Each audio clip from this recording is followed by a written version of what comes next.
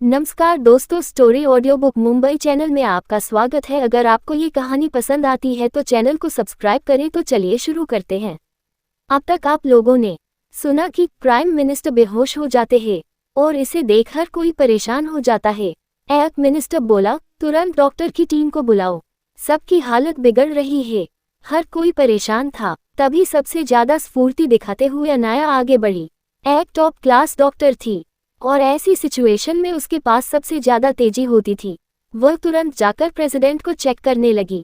उनकी हालत देखकर वह समझ गई कि चल क्या रहा है। वह हर्षवर्धन की ओर देखकर परेशान आवाज में बोली, हर्ष, इन्हें जहर दिया गया है। मुझे नहीं, तुरंत डिटॉक्सिफाई करना होगा। ये जहर काफी तेजी से फैलता है। अगर हमने देर कर दी तो शायद हम इन्हें नहीं बचा पाएंगे।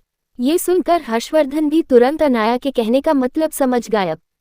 वह आगे बढ़ते हुए बोला, हम इन्हें बाहर हॉस्पिटल में ले जाने की जरूरत है। तो अनाया बोली, बिल्कुल नहीं, इतना वक्त नहीं है। तुरंत इन्हें यही सख्त जगह पर लेता दो। मुझे इन्हें अभी डिटॉक्सिफाई करना होगा। अगर जरा सी भी देर हुई तो शायद ऐसा भी हो सकता है कि हमें भी हमेशा के लिए खो दे। जो चीज इन्हें दे दी गई है वह काफी ज्यादा खतरनाक है। हर्षवर्धन भी समझ गया। उसने तुरंत जैसा कहा वैसा कर दिया। अनाया प्रेसिडेंट नरेंद्र के पास गए और उनकी नब्ज में एक्यूपंक्चर करने लगी। बाकी सारे मिनिस्टर भी वहीं पर खड़े होकर देख रहे थे। हालांकि वह लोग डर रहे थे और उन्हें अनाया की मेडिकल स्किल पर यकीन नहीं था। उसके हिसाब से अनाया अभी बच्ची थी और वह बस यहाँ पर खेल रही थी। अगर वहाँ पर हर्षवर्धन अभी खड़ा नहीं होता तो वह लोग पहले ही अनाया को बाहर फेंक चुके होते या फिर अनाया की क्लास लग चुकी होती। लेकिन जब उन्होंने देखा कि हर्षवर्धन जैसी शख्सियत भी अनाया के साथ कितना प्यार से बिहेव कर रही है तो उनकी हिम्मत नहीं हुई किसी की चीज के लिए रोकने की। लेकिन फिर भी एक मिनिस्टर हिम्मत करते हुए बोला, तुम्हें ऐसा नहीं करना चाहिए। ये देश के प्राइम मिनिस्टर है। अगर इन्हें कुछ हो गया तो मामला बहुत बिगड़ जाएगा। लेकिन हर्षवर्धन को बर्दाश्त नहीं था कि कोई उसकी बीवी को नीची नजरों से देखे। वह अपने खतरनाक ओरा के साथ उस मिनिस्टर को देखते हुए बोला, लगता है तुम्हें कुछ ज्यादा ही मिस्टर प्रेसिडेंट की चिंता है। क्या तुम भूल गए हो, थोड़ी देर पहले तुम लोग मौत की कगार पर खड़े थे। अगर तुम जिंदा हो तो सिर्फ इसी की वजह से। अभी भी तुम्हें ये कहने की हिम्मत है कि वह लापरवाही कर रही है। ये सुनकर मिनिस्टर के चेहरे पर भी अजीब ही भाव आ गए। जाहिर सी बात है, अगर वो लापरवाह होती तो अब तक वो लोग जिंदा नहीं होते। वह कब तक मर चुके होते। वही बाकी के मिनिस्टर भी बस एक तक अनाया को देख रहे थे। एक मिनिस्टर जो काफी मैच्योर था, वह गंभीर आवाज में हर्षवर्धन की ओर देखकर रिस्पेक्ट से पूछता है, मिस्टर रावत, क्या आप बता सकते हैं ये लेडी कौन है जो उसके प्रेसिडेंट का इलाज कर रही है? ये सुनकर हर्षवर्धन की आंखें छोटी हो गई, लेकिन उसका कोई इरादा नहीं था अनाया की असली आइडेंटिटी कहने की। वह उस आदमी को धरती हुए बोला, सी इज माई लेडी, वो मेरी औरत है। ये कहते हुए उसके चेहरे पर काफी प्राउड भरी मुस्कान थी। वहीं हर्षवर्धन का स्टेटमेंट हर किसी पर बॉम्ब की तरह फटी। पूरी दुनिया जानती थी कि महान बिजनेस टाइकून हर्षवर्धन लड़कियों से नफरत करती है। यहाँ तक कि उन्हें तो लड़कियों में इंटरेस्ट भी नहीं है। और सामने खड़े लोगों में से के8सी को भी इस बात पर यकीन नहीं हो रहा था। हर कोई भी अनाया की असली पहचान जानने में रुचि रख रहा था। ऐसी तो कौन सी लड़की है जिसने इतने बड़े बिजनेस टाइप को अपने वश में कर लिया। उस बीच अनाया काफी हद तक अपना काम कर चुकी थी। उसके चेहरे पर थकान नजर आने लगी थी और हल्का हल्का पसीना भी नजर आ रहा था, क्योंकि सिचुएशन काफी क्रिटिकल थी और उसने काफी जटिल तरीके की एक्यूपंक्चर टेक्निक परफॉर्म की थी। इसलिए अनाया अभी थक चुकी थी। उसे अपनी आंतरिक ऊर्जा का भी इस्तेमाल करना पड़ रहा था ताकि कोई गलती ना हो और वह एक्यूरेटली प्रेसिडेंट का इलाज कर सके। वही अपनी बीवी को थका हुआ महसूस करके हर्षवर्धन उसके पास गया और तुरंत उसे पास पड़ी हुई चेयर में बिठाते हुए बोला, इससे पी लो। इतना बोलकर वो एक पानी की बोतल उसके हाथ में दे देता है। अनाया अभी पानी पीते हुए बाकी लोगों को देख रही थी। तभी एक मिनिस्टर आगे आया और सर झुकाकर रिस्पेक्ट के साथ अनाया से पूछता है, मैम क्या बता सकती है कि प्राइम मिनिस्टर की हालत कैसी है? क्या वह खतरे से बाहर है? अनाया जब खुद भी काफी थक चुकी थी, वह एक नज़र उसे देखते हुए बोली, हालांकि मैंने उन्हें बचा लिया है, लेकिन खतरा अब तक पूरी तरह से टला नहीं है। एक बार पूरा इलाज खत्म हो जाए उसके बाद भी हम कुछ पता लगा सकते हैं। इसलिए हमें प्राइम मिनिस्टर की हालत जानने के लिए थोड़ी देर इंतजार करना पड़ेगा। वही अनाया की बात सुनकर हर कोई चुप हो सकता था, क्योंकि कोई भी हर्षवर्धन की घूरती निगाहों के बीच जाकर अनाया को किसी भी चीज के लिए फोर्स नहीं कर सकता था कि वो पीएम को बचा ले। दूसरी ओर एक बहुत बड़ी कंपनी में काफी हड़कंप मच चुका था, क्योंकि यहाँ पर भी टेररिस्ट अटैक हुआ था। हर कोई डर से इधर उधर भाग रहा था, कोई भी मरना नहीं चाहता था। लेकिन उनकी किस्मत काफी खराब थी, क्योंकि पहले ही टेररिस्ट ने गेट को बंद कर दिया था, जिस वजह से कोई भी बाहर नहीं जा पा रहा था। हर कोई इधर उधर भाग रहा था अपनी जान बचाने के लिए, क्योंकि अनाया ने पहले ही सभी ठिकानों की इन्फॉर्मेशन अपने पिछले जन्म के ज्ञान की वजह से बता दी थी। इस वजह से बिना यूनिफॉर्म के कुछ लोग पहले ही उस कंपनी में अंदर जा चुके थे और सारी चीज एनालाइज कर रहे थे कि कहीं कुछ छूट तो नहीं रहा। इस टीम को लीड हर्षद जिंदल कर रहा था। हालांकि वह अभी भी रिकवरी स्टेज में था, लेकिन वह काफी हद तक ठीक हो चुका था। और उसके साथ साथ आकाश जिंदल भी था, क्योंकि उसे अपने भाई की सुरक्षा भी देखनी थी।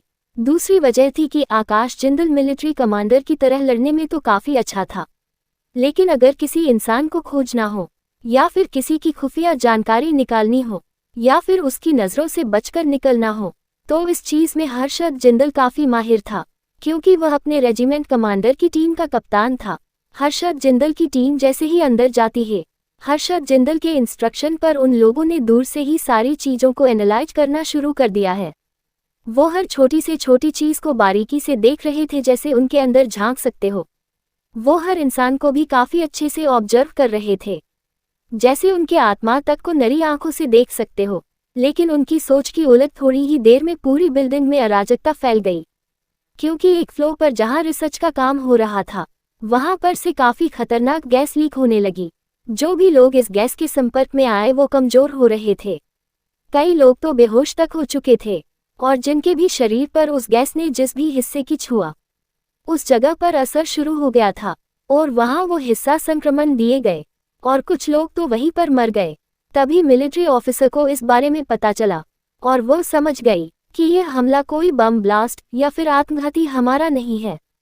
यहाँ पर यह एक बायो वेपन जैविक हथियार की तरह है, जिसे समझते ही हर्षद जिंदल की आंखें काली पड़ गई। वह तुरंत अपनी छुपे हुए सभी ऑफिसर्स को उस ओर जाने का इशारा करता है और पता लगाने को कहता है कि क्या हुआ। वह सभी लोग तुरंत वहां से निकालकर इस बारे में पता लगाने लगे कि सच में हुआ क्या था, और सारी रिपोर्ट जाकर हर्षद जिंदल को दे दी। उन लोगों ने थोड़ी ही देर में बिल्डिंग के साथ के लोगों को अपनी जगह से हटा दिया था। हालांकि कोई भी कंपनी से बाहर नहीं चल रहा था।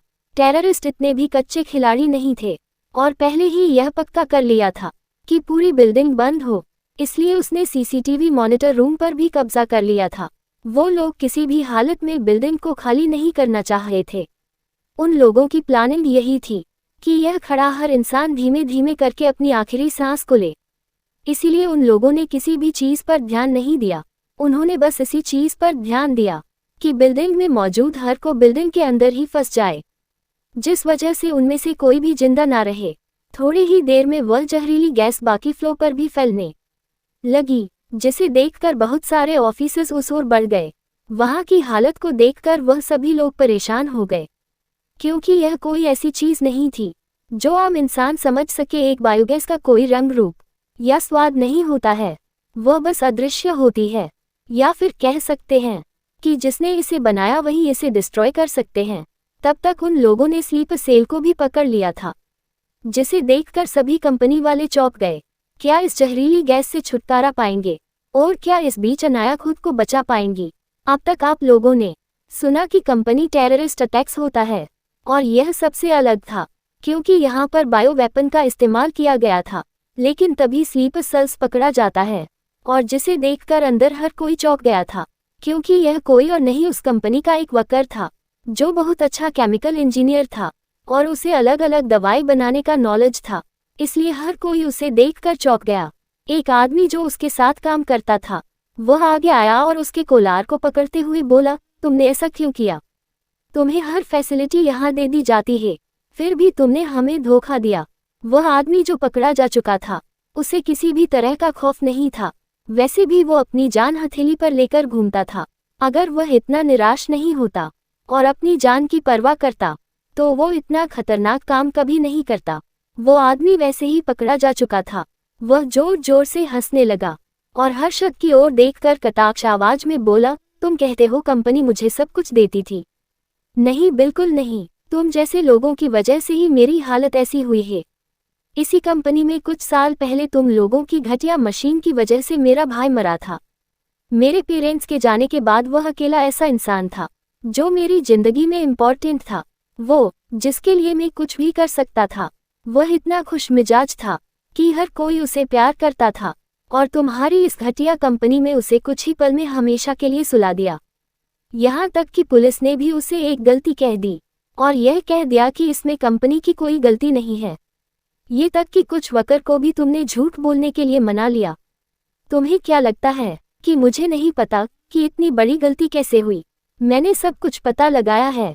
मेरे भाई की मौत कोई हादसा नहीं है, वह तुम जैसे लालची लोगों की वजह से मरा। तुमने कंपनी में कितने सालों से किसी भी मशीन की मेंटेनेंस नहीं करवाया है। तुम्हारा मानना है कि अगर मशीन को रिपेयर करवाया जाए तो इसमें काफ़ी ज़्यादा नुकसान है। एक तो पूरे दिन मशीन बंद रहेगा, ऊपर से उसे रिपेयर करने में जो खर्च आएगा वो अलग। इसीलिए तो वो मशीन को रिपेयर नहीं करवाते थे। कई बार उसमें से जहरीली गैसें लीक हुई और कई सारे लोग बीमार पड़ गए, लेकिन तुमने उन सब का मुंह पैसों से बांध करवा दिया। लेकिन तुमने मेरे भाई के साथ भी वही किया। तुमने उस हादसे के बाद केस क्लोज करवा दिया। वैसे भी तुम्हारा मानना है कि पैसों की ताकत से सब कुछ हो सकता है, तो मैं भी देखता हूँ क्या तुम्हारे पैसे तुम्हें कैसे बचाते हैं। इतना बोलकर मैनेजर जोर जोर से हंसने लगा। वैसे भी वह गहरी पीली धुंध और जगह फैल रही थी। अब तक तो उसने लेबोरेटरी वाले पूरा फ्लोर जहरीली गैस से घिर चुका था, जिस वजह से कई सारे लोग मारे गए। ये सब कुछ अब वह मिलिट्री ऑफिसर्स बर्दाश्त नहीं कर पा रहे थे। वह कोई आम मासूम लोगों को मरते हुए नहीं देख सकते थे। इसलिए हर्षद जिंदल उस स्लीपर सेल्स को घूरते हुए बोला, साफ साफ बताओ, इन सब से कैसे पीछा छुड़वाया जाए? और तुमने तो इन सबको भी इस बड़ी सी बिल्डिंग में कैद कर दिया है। ये सुनकर वह स्लीपर सेल्स जोर जोर से हंसने लगा और बोला, लगता है तुम्हारे अंदर का ऑफिसर जाग रहा है, लेकिन काफी देर हो चुकी है। तुम लोग बच नहीं सकते, क्योंकि थोड़ी ही देर में वो गैस नीचे तक फेंक जाएगी। ये सुनकर बाकी के लोग और परेशान हो गए, लेकिन वह लोग कुछ कर नहीं सकते थे। आम लोग जो वहां काम कर रहे थे, उनके अंदर तो हड़बड़ाहट मच गई। हर कोई इधर उधर भागने लगा और बाहर जाने की जगह खोजने लगा। कोई खिड़की के पास जाकर उसे खोलने की कोशिश करने लगा है, तो कोई दरवाजे की ओर भगा, तो कोई सीढ़ियों से दूसरे फ्लोर की ओर जाने लगा, लेकिन किसी भी तरह से कोई भी रास्ता नहीं बचा था। और ऊपर से हल्की हल्की धुंध नीचे आते हुए नजर आ रही थी। ये धुंध हल्के पीले रंग की थी, जिस वजह से उसे नरी आंखों से देखा जा सकता था। हर कोई हड़बड़ा रहा था। तभी हर्षद जिंदल को कुछ याद आया और वह सब की वह देखकर चिल्लाकर बोला, हर कोई अपना मुंह ढक लो, खास करके नाक, ताकि जितना कम हो सके इतनी जहरी की गैस शरीर के अंदर जाए। है सब हर किसी ने बिल्कुल वैसा ही किया। जो भी कपड़ा मिला उसे उन लोगों ने अपना मुंह ढक लिया। लेकिन वह स्लीपर सेल्स अभी भी बेखौफ वहां बैठा हुआ था और जोर जोर से हंसते हुए कह रहा था, कोई फायदा नहीं है, तुम लोग इस जहरीले गैस से बच नहीं सकते। इस बीच हर्षद जिंदल ने मौका लिया और खुफिया सिग्नल भेजने की कोशिश की, ताकि कोई रेस्क्यू टीम उन्हें बचाने के लिए आ सके, क्योंकि यहाँ पर काफी लोगों का मामला था कि कोई भी उन्हें बचा नहीं सकता। लेकिन इस बार उनका भाग्य अच्छा था, क्योंकि टेररिस्ट जल्दबाजी में इस बिल्डिंग में आ चुके थे। इस वजह से यहाँ के एरिया का सिग्नल जाम नहीं किया गया था, जिस वजह से वह संदेश भेजने में कामयाब रहे। लेकिन थोड़ी ही देर में वह पीला धुआं पूरी बिल्डिंग में फैल गया और एक एक करके लोग बेहोश होने लगे। हर कोई स्ट्रगल कर रहा था, लेकिन कोई भागने की हिम्मत नहीं कर पा रहा था। अब तक तो वो स्लीपर सेल्स जो ये सारे काम करने का जिम्मेदार था, वह भी दर्द से तड़प रहा था, लेकिन उसके चेहरे पर अभी भी सनक भरी मुस्कान थी, जैसे उसने कोई जंग जीत ली हो। वह अभी भी बड़बड़ा रहा था, मैं किसी को नहीं छोड़ूंगा, मैं अपने साथ सभी को लेकर डूबेगा। यह एक तरह का पागलपन था। वहीं दूसरी ओर फार्म हाउस में अनाया जैसे ही प्रेसिडेंट नरेंद्र का इलाज करती है, उनके चेहरे पर रंगत वापस आने लगती है। ये देखकर मिनिस्टर के बीच से एक आदमी तुरंत खड़ा हुआ और चुपके से जो स्लीपर सेल्स थोड़ी देर पहले मारी गई थी, उसके हाथ से वह बम का रिमोट छीन लेता है और तुरंत आगे आते हुए अनाया पर गन तान कर बोला, तुम रुक जाओ, तुम उसे बचा नहीं सकती। ये सुनकर हर किसी की नजरें उस इंसान पर चली गई। ये भी एक पॉलिटिकल कार्यकर्ता था। हालांकि उसकी पोस्ट ऊंची नहीं थी, लेकिन वह फिर भी वो यहाँ मौजूद था। उसे देखकर बाकी के मिनिस्टर भी थोड़ा आगे बढ़ गया। किसी को यकीन नहीं हो रहा था कि उनके बीच ही वह गद्दार छुपा हुआ होगा। अनाया अभी भी खामोश बैठी हुई थी। वह उस आदमी को घूरते हुए बोली, मुझे इतना तो पता था कि इतने बड़े मिशन को अंजाम देने के लिए सिर्फ एक ही इंसान नहीं आ सकता, तो दूसरे तुम हो जो उसके सहयोगी हो। ये सुनकर वह आदमी जोर जोर से हंसते हुए बोला, तुमने सही कहा, लेकिन तुम इस बार गलत हो। इन सभी स्लीपर सेल्स का मास्टरमाइंड में ही हूँ। मैंने सभी चीजों को अंजाम दिया है। मुझे इस प्रेसिडेंट को मारना था, किसी भी कीमत पर, चाहे उसके लिए मुझे देश से गद्दारी ही क्यों ना करनी पड़े। ये सुनकर अनाया की आंखें छोटी हो गई। बाकी के लोग भी उसे घूमने लगे। हर्षवर्धन, जो अभी भी खामोश था, वह अपनी बीवी के पास खड़ा तब न वो अभी भी एकटक उस आदमी को देख रहा था जिसने उसकी बीवी पर गन तनी थी, जैसे जानना चाहता हो कि वह कितना सच बोल रहा है। वह आदमी अभी भी कुछ नहीं बोल रहा था, बस एकटक प्रेसिडेंट नरेंद्र को देख रहा था। ये देखकर अनाया उसे घूरते हुए बोली, इतना सब कुछ तुम बिना वजह तो नहीं करोगे, ये बताओ तुम ऐसा क्यों किया। तो वह आदमी देश के प्राइम मिनिस्टर की वजह से, जो तुम्हारे सामने पड़ा हुआ है, जो बहुत जल्द मर जाएगा। ये कहते हुए वह शैतान की तरह हंसने लगा। अनाया उसे घूरते हुए बोली, तुम्हें इतना आगे की सोने की जरूरत नहीं है। मिस्टर बंसल मरने वाले नहीं है, तो बस सपने देख रहे हो। ये सुनकर वह आदमी अनाया पर गन तानते हुए बोला, बिल्कुल नहीं, तुम इसे नहीं बचाओगी। मुझे यह नहीं पता कि तुम कौन हो जो इतनी दुर्लभ जहर का भी इलाज कर सकती हो, लेकिन तुम जो कोई भी हो, तुम उसे बचा नहीं सकती। अगर तुमने उसे बचाने की कोशिश की तो मैं इसको ब्लास्ट कर दूंगा और यहाँ खड़ा हर इंसान एक पल में मर जाएगा। इतना बोलकर वह एक गोली अनाया पर चला देता है। ये देखकर हर्षवर्धन की आंखें कठोर हो जाती है, लेकिन वह गोली अनाया को नहीं लगती और उससे पास से गुजर जाती है, जैसे वह बस धमकी देने के लिए चलाई गई हो। लेकिन वह आदमी यह नहीं जानता था कि गोली चलाना उसकी जिंदगी की सबसे बड़ी गलती थी, क्योंकि इस फायरिंग से वहां खड़ा हुआ हर्षवर्धन पूरी तरह से बौखला चुका था। वो अपनी बीवी के लिए कुछ ज्यादा ही प्रोटेक्टिव था और उससे ये बर्दाश्त नहीं था कि कोई उसे नुकसान पहुंचाने के बारे में सोचा और इस बेवकूफ गोली चलाई थी। क्या हर्षवर्धन बचा पाएगा अपनी बीवी को, और क्या आगे चलकर आएगा कोई नया खतरा? अगर आपको अगला एपिसोड चाहिए तो लाइक करें, कमेंट करें और चैनल को सब्सक्राइब करें।